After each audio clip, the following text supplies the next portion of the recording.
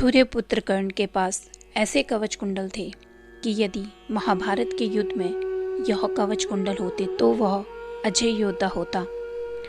यह कवच कुंडल उसे सूर्य देवता से प्राप्त हुए थे, अतः एक युक्ति से उसके कवच कुंडलों को दान में मांग लिया गया था और फिर उस कवच कुंडल को कहीं छुपा लिया गया था।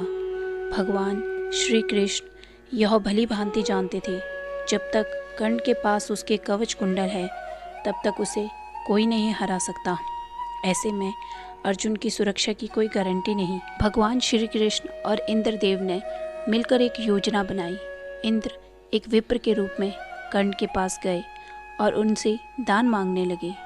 कर्ण ने कहा, मांगो विप्र, क्या दान मांगते हो?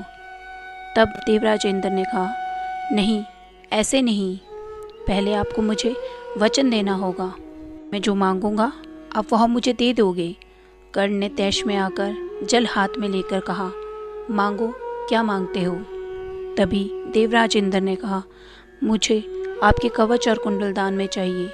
कर्ण ने उनकी आंखों में झांका और बिना एक क्षण भी गवाए उनको कवच और कुंडल दान में दे दिए। देवराज इंद्र वहां से गए और रथ में बैठकर स्वर्ग की ओर भागने लग गए।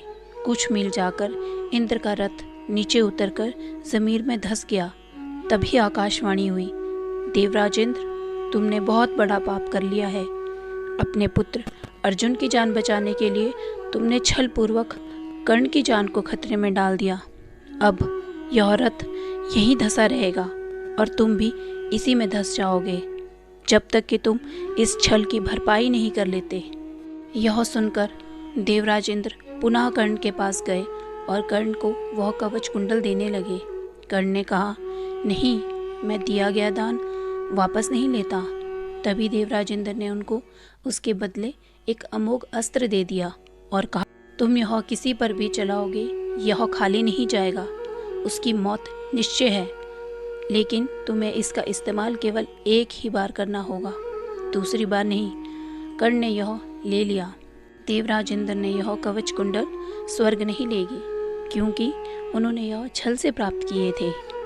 उन्होंने इसे समुद्र के किनारे छुपा लिया। देवराज इंद्र को इसे छुपाते हुए चंद्रदेव ने देख लिया। बाद में चंद्रदेव ने यह कवच कुंडल चुराकर भागने लगे, लेकिन समुद्रदेव ने उन्हें रोक लिया और कहा, यह मेरी सुरक्षा में है। तभी से वह कवच कुंडल समुद्रदेव और सूर्यदेव की निगरानी में है। कहा जाता है इस कवच और कुंडल को उड़ीसा के पुरी के पास स्थित कोणार्क समुद्र के पास कहीं छुपाया गया है। कोई भी वहां तक नहीं पहुंच सकता, क्योंकि अगर किसी को भी इन कवच और कुंडल के बारे में पता चल गया तो वह इसका गलत इस्तेमाल कर सकते हैं।